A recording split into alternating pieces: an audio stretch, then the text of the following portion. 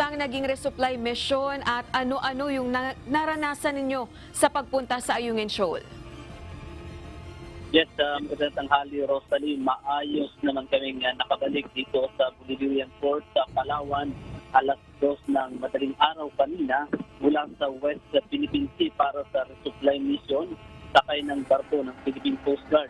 Habang yung dalawang bangka na ginamit o na ang tawag ay Rero Team na ginamit sa pag-ahatid ng supply ay nakauwi na rin sa Oyster Bay.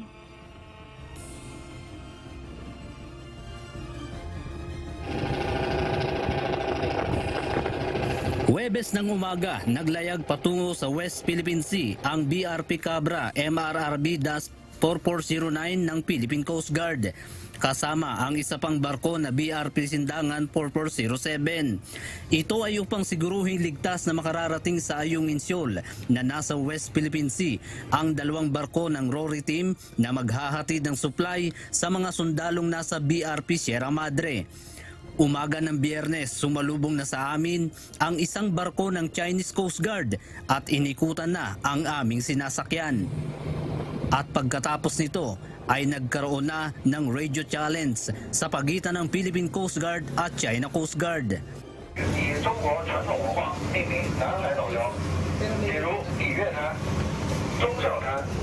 Conducting lawful routine maritime patrol within the Philippine Exclusive Economic Zone. In accordance with international and Philippine national laws, we are proceeding according to our land route. Tumindi ang tensyon dahil dinikitan na kami ng barko ng China. Dinikitan na po tayo ngayon ng barko ng Chinese Coast Guard. At hindi natin alam kung ano parating. Pero ngayon, nasa gilid na po natin sila. Halos paulit-ulit po yung ginagawang pagdikit ng barko ng Chinese Coast Guard dito po sa ating sinasakyan na Philippine Coast Guard. Sa ngayon ay 3 barko na ng Chinese Coast Guard yung nakadikit dito sa atin, sa ating barko sinasakyan at maging sa ating Rory Team na maghahatid ng supply. Hindi lamang barko ng Chinese Coast Guard ang nakita namin na nasa ating karagatan, kundi maging ang mga Chinese militia vessel. Hanggang sa naging 4 na ang barko ng Chinese Coast Guard na sumasabay sa amin. Maya-maya pa ay pilit na nilang sinundan ang isa pa nating barko ng Philippine Coast Guard at ng supply team. Ang isa namang barko ng China ay paulit-ulit ang ginagawang pagdikit sa ating barko. Itong barko ng Chinese Coast Guard na 21551 ay dumidikit at minsan ay pupunta sa hulian at muling sasabay dito nga sa ating sinasakyan ng barko ng Philippine Coast Guard.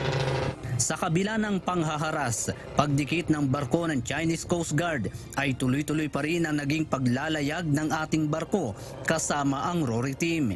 Subalit tuluyan ng naharang ng barko ng China at ng militia vessel. Ngayon po ay hindi na tayo makatawid sa gitna dahil na-block na po tayo ng 2 militia vessel. At yung ating resupply boat ay nakapagtuloy-tuloy naman at yung isa nating Coast Guard ay nandun sa kabila. Ang 2 supply boat ay sinasabayan din itong Chinese Coast Guard at ng militia vessel. Pero nakalusot ito at tagumpay na nakapaghatid nga ng supply sa mga sundalong nakadestino sa Ayungin. Habang hinihintay natin ang pagbabalik ng 2 barko ng resupply team, ay nananatili din na nasa harapan natin ang barko ng Chinese Coast Guard at militia. Rosalie, ngayon natin napatunayan ang buhay na ginagawa ng ating mga sundalo at PCC para lamang maghatid ng supply sa mga magigiting ng miyembro ng AFP na nasa BRP Sierra Madre sa Ayungin Shoal upang manindigan na sa atin ang teritoryo na inaakit China. Rosalie. Andy, talaga naman na mapanganib yung ginawa ng Philippine Coast Guard para maihatid yung resupply mission, pero kailangan nyong gawin at personal nyo ang nasaksihan itong insidente na ito. Pero meron bang ulat ang Philippine Coast Guard sa kabuang bilang ng Chinese Coast Guard vessels at militia vessels na nandun sa area habang nasa ruta papunta sa resupply mission sa Ayungin Shoal. Meron kasing nabanggit sa iyong ulat na nasa 4 pero nadadagdagan pa yung bilang na yun. Rosalie, yan yung isa sa mga hinihintay natin dahil kausap na natin yung isa sa mga commander ng PCG na kasama natin sa hapon ay hihintayin pa yung pinaka-final na kanilang magiging report dito nga sa nangyaring resupply mission yan nga sa Ayungin Shoal.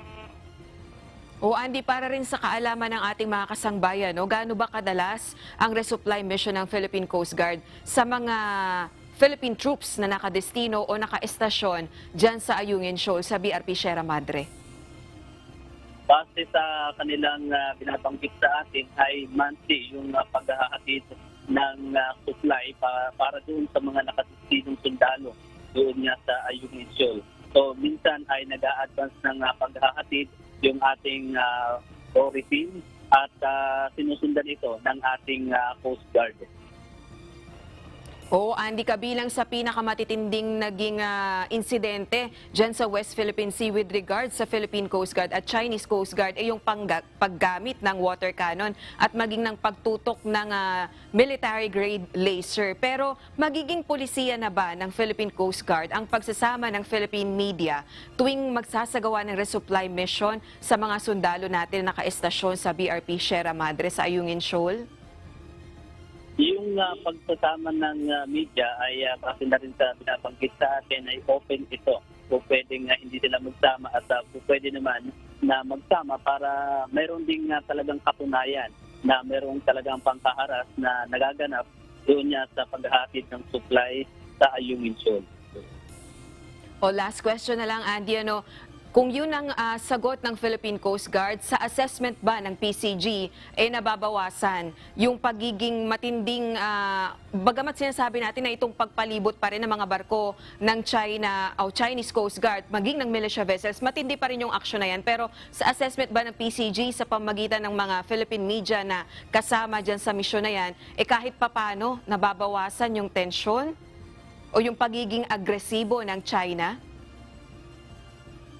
Rosalie, sa ngayon ay wala pang binabanggit sa atin yung Philippine Coast Guard kung mababawasan ba yung pagiging agresibo ng Chinese Coast Guard sa tuwing magkakaroon ng resupply mission doon nga sa kanilang lugar. Ay hihintayin pa natin yung pinaka-final report nila kasi naghihintay lang din sila dyan sa kamay nilaan na magiging pinaka-official report bago sila magsalita.